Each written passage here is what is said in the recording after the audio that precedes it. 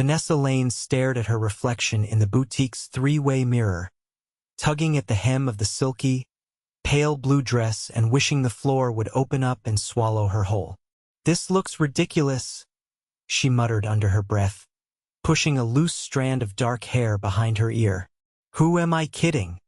The boutique was one of those impossibly expensive ones she had no business being in, but her best friend had insisted she treat herself for once. Now, standing under the harsh lighting, she was convinced she looked more like a lost tourist than the elegant woman she was trying to be. "You look amazing," the saleswoman chirped, a little too brightly, arranging a few more dresses on the rack. "Trust me." Vanessa gave a weak smile and turned back to the mirror, fidgeting. She didn't belong here. She was just a junior graphic designer scraping by in Manhattan, not someone who draped herself in designer silks and strutted through life like she owned it.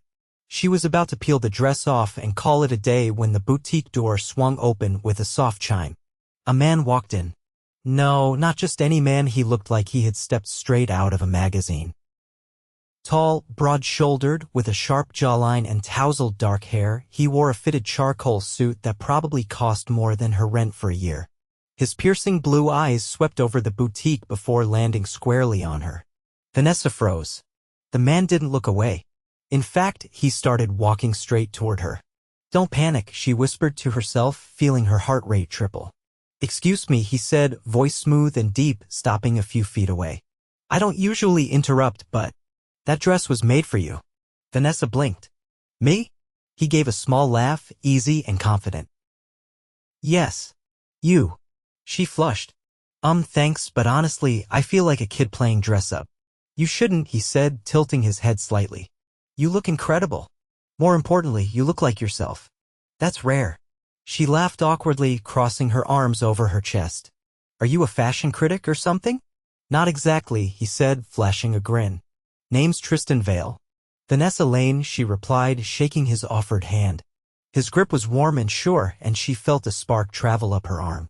"Vanessa," he repeated, like he was testing the taste of it in his mouth. "Beautiful name." She shifted, uncomfortable under his intense gaze. "Are you here to shop for someone?" He shrugged casually. "Sort of. I was supposed to meet my assistant here to pick out a last-minute gift. But I think I just found something better." Vanessa frowned, not following. Tristan smiled. "Dinner." She blinked again. "What?" "Dinner. With me. Tonight." He said it so smoothly, like he was simply suggesting coffee or a casual chat, not asking a total stranger to dinner. Vanessa's mouth opened, then closed. I don't even know you." "That's the fun part," he said easily. "You get to figure out if I'm a serial killer over appetizers." A laugh burst out of her before she could stop it. He had that kind of charm that made it impossible to stay stiff around him. "I don't usually do things like this," she said, still laughing. "Neither do I," he said, and somehow she believed him. The boutique worker suddenly appeared at her side. "Mississippi Lane, the dress suits you so well. If you're interested, we can box it up for you." Vanessa hesitated, glancing at the price tag dangling discreetly at her side. Her stomach sank. The dress was nearly $2,000. "No way. I think I'll pass," she said quickly, stepping toward the changing room. Before she could move, Tristan spoke up. "Put it on my tab." She whipped around. "What? No, absolutely not." He smiled, unbothered. "Consider it an advance on our dinner." "I can't accept that," she said, heat rising to her cheeks. "Sure you can," Tristan said, his voice low and persuasive. "You just have to say yes." Vanessa shook her head firmly, though a small part of her was dangerously tempted. "I'm not that girl." "Good," Tristan said. "I'm not looking for that girl. I'm looking for you." There was something in his eyes, something genuine, almost vulnerable, that made her breath catch. The saleswoman was hovering awkwardly, waiting. Vanessa inhaled deeply. "Fine, but only if you let me pay you back." Tristan gave a slow, devastating smile. "We'll negotiate terms over dinner." Later that evening, Vanessa found herself standing outside an impossibly upscale restaurant, clutching a tiny clutch purse and feeling completely out of her depth. She spotted Tristan immediately. He was leaning casually against the entrance, hands tucked into his pockets, looking like he owned the whole city block. His eyes lit up the moment he saw her. "You came," he said, stepping forward. "You sound surprised." "I'm thrilled," he said simply, offering his arm. Vanessa hesitated only a second before sliding her hand through the crook of his elbow. His warmth seeped into her skin, steadying her nerves. Inside, the restaurant looked like something out of a movie. Plush velvet chairs, flickering candlelight, soft music playing in the background.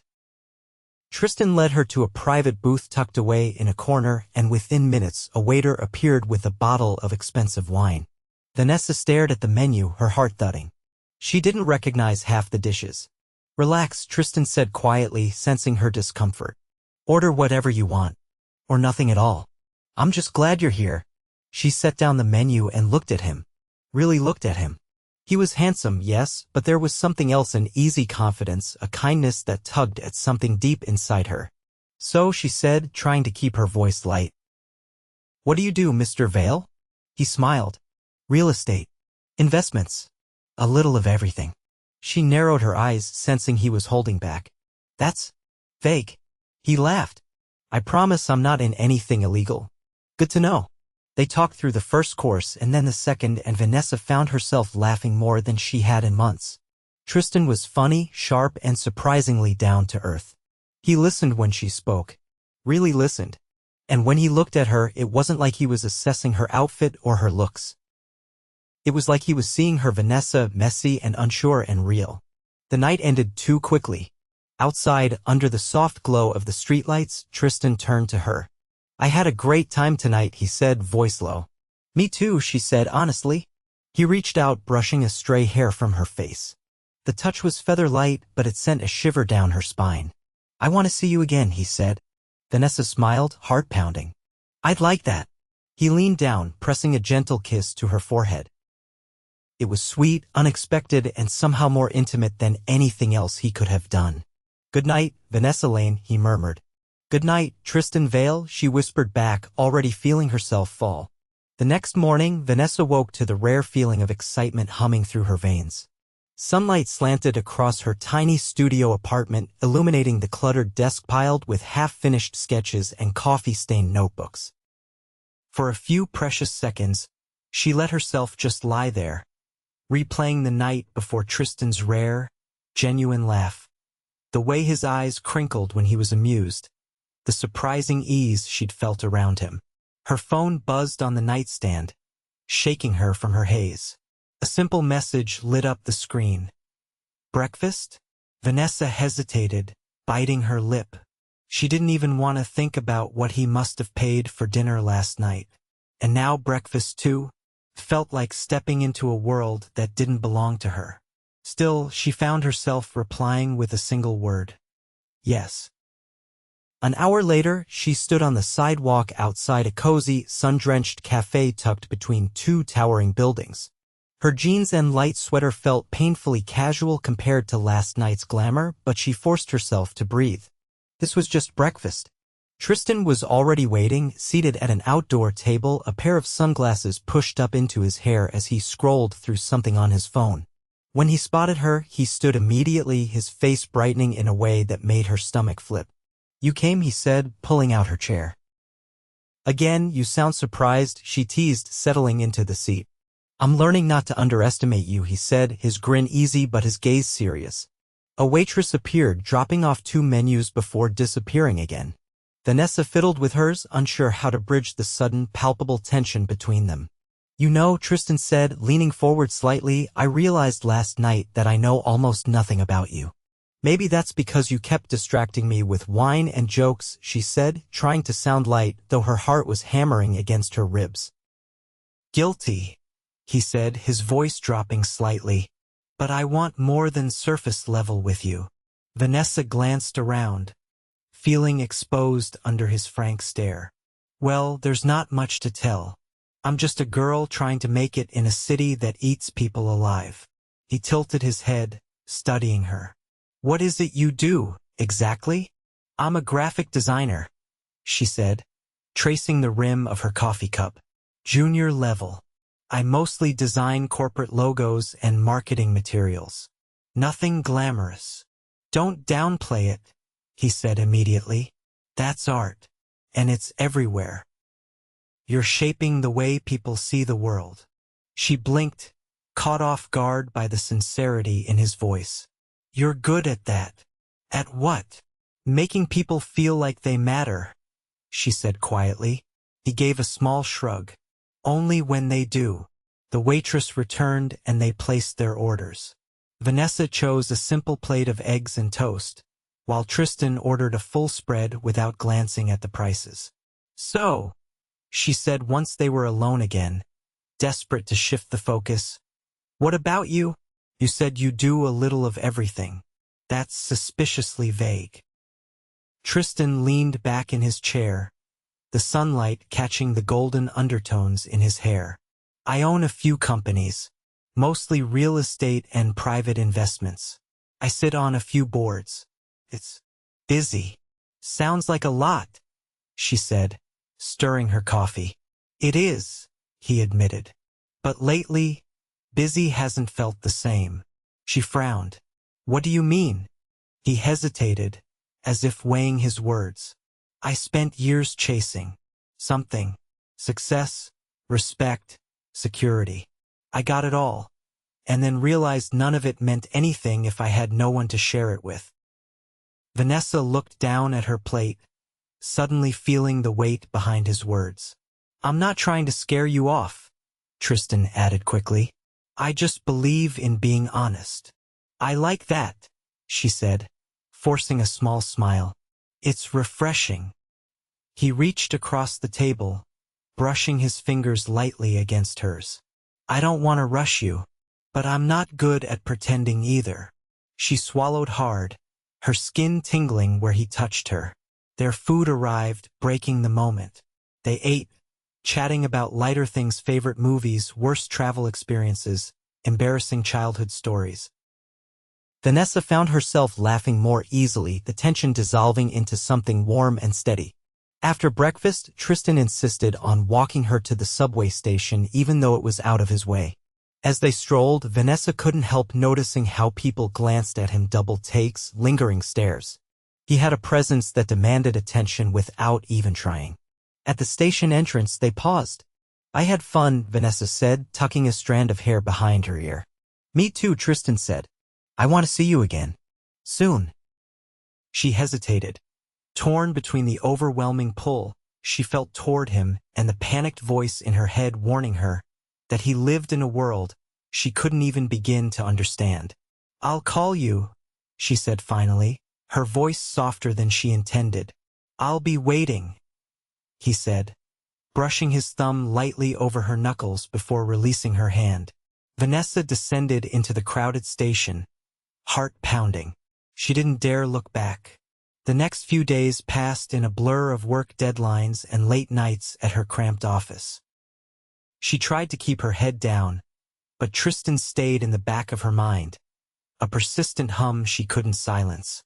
On Thursday evening, as she locked up the office, her phone buzzed again.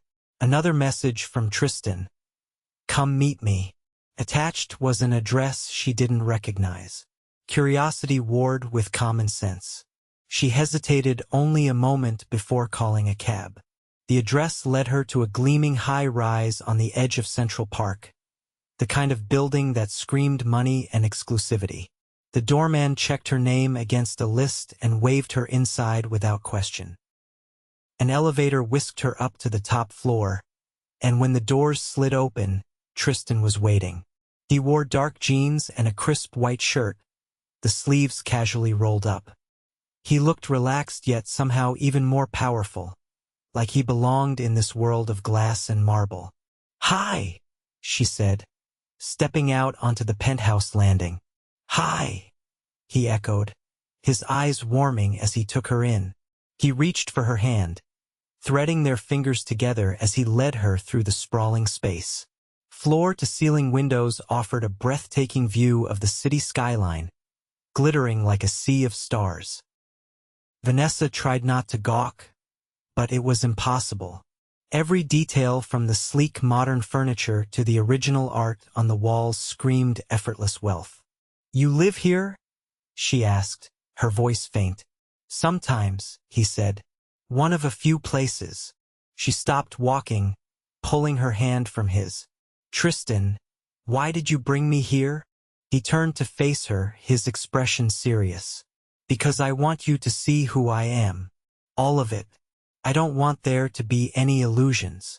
She searched his face, finding only sincerity. "This," he said, gesturing around them, "this isn't what defines me. But it's part of my life. And if I'm going to ask you to be part of it too, you deserve to know everything." Vanessa's mouth went dry. You're rich. Billionaire, technically," he said almost wryly. "But that's just a number." She stared at him, the weight of his words sinking in. "And you want me?" she whispered. Tristan stepped closer, cupping her face gently in his hands. "I want you," he said, voice rough with emotion. "Not because you're impressed by any of this, but because you're the first person who looked at me and didn't see a prize to be won." Tears prickled at the corners of her eyes, unexpected and overwhelming. "I don't know how to fit into your world," she confessed. "You don't have to," he said fiercely. "I'll fit into yours." Vanessa closed her eyes, letting the truth of his words sink into her bones. Maybe, just maybe, this wasn't a dream she had to wake up from. Vanessa walked beside Tristan through the sprawling penthouse, trying to steady the riot of emotions inside her. Every instinct screamed that she was in over her head, yet a deeper, quieter voice urged her to stay to see where this impossible thing between them might lead. He led her onto a terrace that wrapped around the building, the cool evening air brushing against her skin. The city stretched endlessly below, glittering and alive. Tristan leaned against the railing, hands relaxed at his sides, giving her space. "You don't have to decide anything tonight," he said, his voice softer now, as if he sensed the war inside her. Vanessa wrapped her arms around herself, searching for the right words. "It's not just your world that's intimidating. It's you." Tristan's brow furrowed slightly. "Me? You're used to people falling into your life like it's gravity," she said, forcing herself to meet his eyes. "I'm not like that. I can't just pretend this doesn't terrify me." Instead of brushing her off, he nodded slowly, as if weighing her words. "I don't want you to pretend, Vanessa. I want you to be scared if you have to be. Just don't walk away because of it." The rawness in his voice shook her. She hadn't expected him to be just as vulnerable as she was. "I'm not used to people waiting for me to catch up," she said quietly. "I'll wait," he said without hesitation. The simple certainty of his promise broke something open inside her. Before she could think better of it, she crossed the small distance between them. The warmth of his body, the steady thrum of his presence, wrapped around her more solidly than any words could. "Okay," she whispered. A slow, almost disbelieving smile curved his lips as he pulled her into his arms. She rested her head against his chest, listening to the steady beat of his heart. They stood there like that as the city moved beneath them, the moment stretching into something sacred. After a while, Tristan pulled back just enough to look at her. "I want to show you something." He led her back inside, past the gleaming kitchen and down a wide hallway. At the end, he pushed open a door to reveal a room unlike anything she had expected. The space was filled with canvases. Some hung on the walls, others leaned against them in organized chaos. Paints, brushes, and half-finished pieces covered every surface. "You paint?" she said, stepping inside, her voice full of wonder. "Not many people know," Tristan admitted, watching her carefully. "It's private." She moved toward a large canvas propped on an easel. The brushstrokes were bold, full of movement and color. It wasn't perfect, but it was alive, just like him. "You're good," she said, genuinely impressed. He ran a hand through his hair, a rare flash of nervousness crossing his face. It's messy, undisciplined, like most things I care about. Vanessa turned to him, something shifting in her chest. It's real. That's what makes it beautiful. His gaze locked onto hers, and for a long moment neither of them moved. Then, as if drawn by invisible strings, he crossed the space between them and kissed her. It wasn't tentative or questioning. It was a kiss full of pent-up longing, of promises and fears and everything they hadn't said aloud. When they broke apart, Tristan rested his forehead against hers. "Stay tonight," he whispered. Panic flickered through her. "Tristan, no expectations," he said quickly. "Just stay. I don't want tonight to end." Vanessa hesitated, every instinct screaming caution. Yet the way he looked at her, not like a billionaire used to getting his way, but like a man terrified of losing something precious, undid her. "Okay," she breathed. Later, they curled up on the oversized sectional in the living room, wrapped in a thick blanket. Vanessa rested her head on Tristan's shoulder as he traced lazy patterns on her arm. "You know," he said after a long silence, "I wasn't even supposed to be at that boutique." She tilted her head to look at him. "What do you mean?" "My sister was supposed to pick up the gift for me," he said. "She got stuck at a meeting, so I went instead. I almost didn't. I was 2 seconds from sending someone else." Vanessa smiled faintly. "Fate, then?" "I don't know," he said, brushing his lips against her hair. "But whatever it was, I'm grateful." She nestled closer, letting the unfamiliar feeling of safety settle over her. As the night wore on, Vanessa found herself drifting to sleep against Tristan's steady warmth, the city lights painting soft shadows across the walls. In the early hours of the morning, she woke to find him still holding her, his arm draped protectively around her waist. For the first time in a long time, she didn't feel like she was pretending to be someone she wasn't. She didn't feel like she was playing dress-up or trying to fit into a world that didn't want her. For the first time, she felt like she belonged. And it wasn't because of the penthouse or the money or the breathtaking view. It was because of him. The next morning, sunlight spilled through the towering windows, warming the soft throw blanket tangled around Vanessa. She blinked awake slowly, her mind catching up to where she was. Tristan's penthouse. His arms still loosely around her, his breathing deep and even. For a moment, she hesitated, caught between the urge to slip away quietly and the deeper instinct to stay rooted right there. But before she could move, Tristan stirred, his hand brushing lightly against her waist. "Morning," he murmured, his voice thick with sleep. "Morning," she whispered back, her heart kicking up a notch at how natural it felt. He shifted to look at her fully, his hair tousled, his blue eyes softened by sleep. "I was worried you'd be gone." Vanessa rested her chin on the arm of the couch, studying him. "I thought about it." His mouth curved into a slow, genuine smile, different from the polished one he'd worn at the boutique. "But you stayed." She nodded, feeling the profound weight of that simple choice. Tristan sat up slowly, stretching. "I have something planned today, if you're up for it." Vanessa narrowed her eyes playfully. "You didn't strike me as the itinerary type." "Only when it's necessary," he said, standing and offering her his hand. She let him pull her to her feet, feeling a strange mix of excitement and nerves. She didn't ask questions as he led her to a guest bedroom where a simple, elegant outfit had been laid out for her. Soft cream trousers and a flowing blouse in a dusty rose hue. Both pieces were luxurious to the touch but understated, a perfect balance that made her feel seen. Once she was dressed, Tristan met her at the door, now in well-fitted dark slacks and a casual navy button-down. Without a word, he guided her to an elevator she hadn't noticed before, private, hidden behind a sleek panel near the kitchen. The ride down was fast and silent, and when the doors opened into an underground garage, Vanessa's breath caught.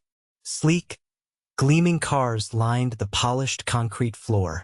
Tristan led her to a matte graphite Aston Martin, opening the passenger door with a small, teasing bow that made her laugh despite herself. The drive through the city was smooth and fast, Tristan maneuvering through traffic with effortless skill.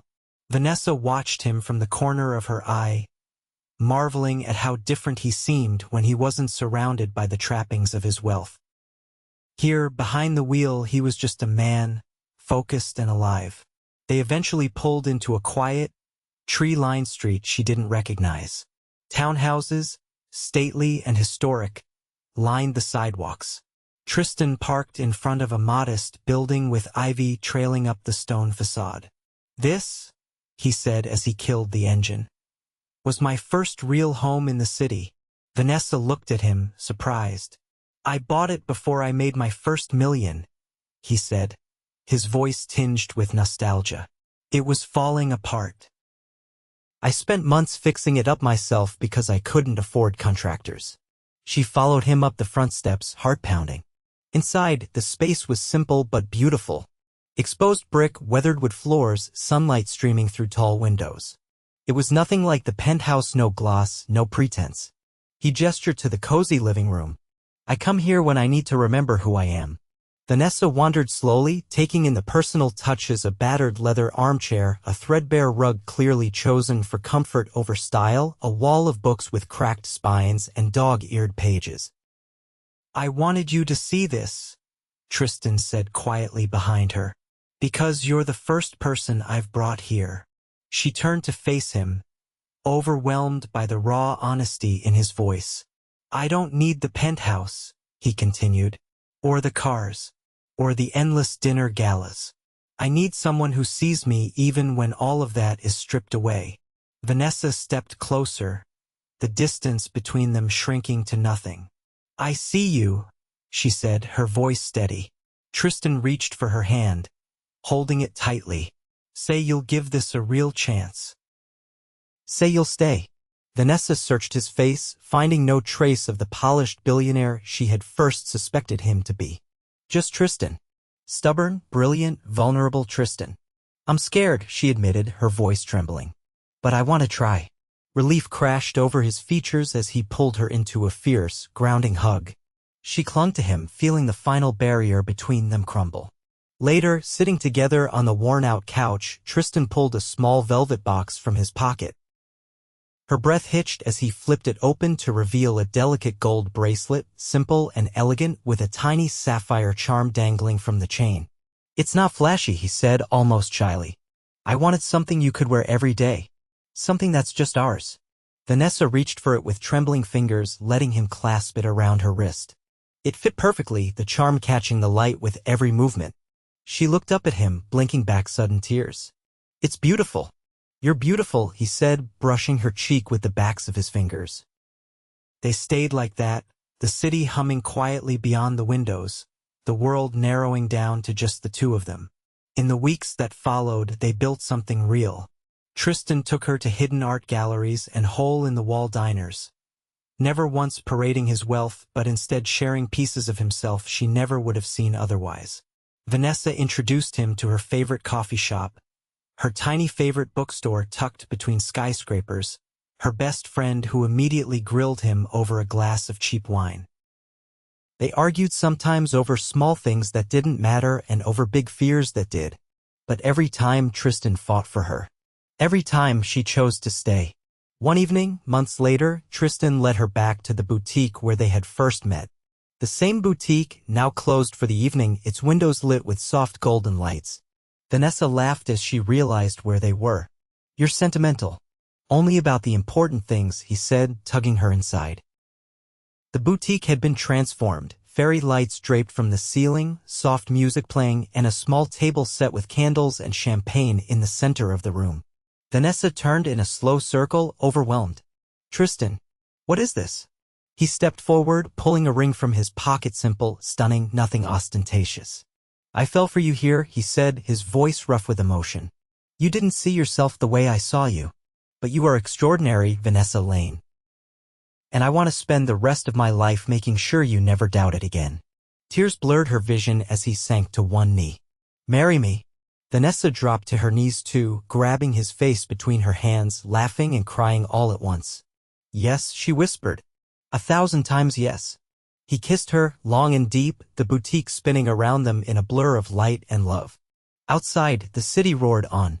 But inside that little boutique, where a girl once doubted her place and a billionaire once found his heart, a different kind of magic bloomed, one that no fortune could ever buy. The church bells echoed through the crisp spring air as Vanessa adjusted the delicate lace veil tucked into her hair, her fingers trembling. She stood in a small room off the main chapel, sunlight streaming through the stained glass windows and painting the walls in soft colors. Everything felt surreal, the scent of fresh peonies from her bouquet, the rustle of satin as she shifted nervously, the distant murmur of guests gathering beyond the doors. "You're sure?" her best friend, Lila, asked, smoothing the fabric of Vanessa's gown one last time. Vanessa met her gaze in the mirror, seeing not the uncertain girl who once thought she didn't belong, but a woman who had found her place beside a man who saw her even before she had seen herself. "I've never been more sure of anything," Vanessa said, her voice steady. The doors opened and the soft strains of the string quartet filled the air. She stepped forward, heart pounding, every step bringing her closer to Tristan. He stood at the altar, breathtaking in a tailored black suit, a simple white rose pinned to his lapel.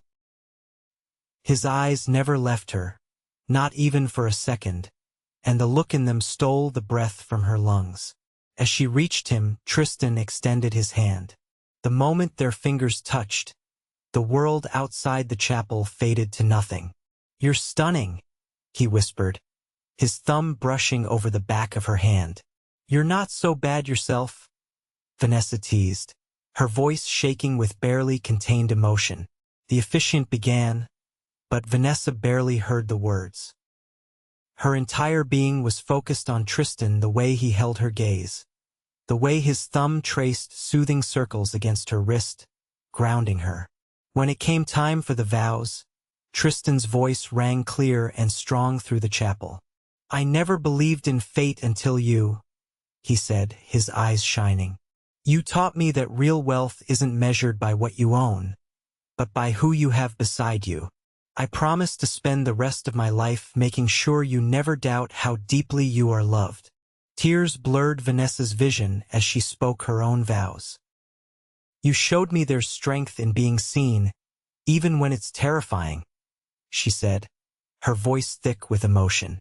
"You are my home, my heart, and my greatest adventure. I promise to stand beside you always." The rings slid onto their fingers, gold bands that gleamed in the morning light, symbols of promises made and futures entwined. "You may kiss the bride," the officiant declared. Tristan didn't hesitate. He gathered Vanessa close, his kiss tender but full of the fierce devotion that had drawn her to him from the start. The guests erupted into cheers, but all Vanessa heard was the steady beat of Tristan's heart against hers. Later, under a canopy of white blossoms, they celebrated with family and friends. Laughter and music filled the air, and Vanessa caught glimpses of Lila dancing with one of Tristan's cousins, her cheeks flushed with happiness. As the sun dipped lower, Tristan led Vanessa to a quiet corner of the garden. He reached into his jacket and pulled out a folded piece of paper, worn at the edges. "I wrote this the night I met you," he said, unfolding it carefully. Vanessa's heart thudded as she read the simple words he had scrawled. "Don't let her slip away." "I knew," Tristan said, his voice rough. Even then, she pressed her forehead to his, overwhelmed by the depth of what they shared. "You'll never lose me," she whispered. The evening unfolded in a whirlwind of dancing and laughter. Tristan surprised her by pulling her into a slow dance as the first notes of a familiar melody filled the air. It was the song that had been playing in the boutique the day they met. As they swayed under the fairy lights, Vanessa rested her head against Tristan's chest, feeling the steady rhythm of his heartbeat through his shirt. "I have another surprise," he murmured into her hair. She lifted her head, curiosity sparking. Without letting go of her, Tristan nodded toward the far end of the garden where a small group of musicians stood waiting. Behind them, a sleek black helicopter sat on the lawn, its blades idle. "You didn't," Vanessa breathed, wide-eyed. "I did," Tristan said, a grin tugging at his mouth. He scooped her into his arms, carrying her toward the helicopter as their guests cheered and threw handfuls of white rose petals into the air.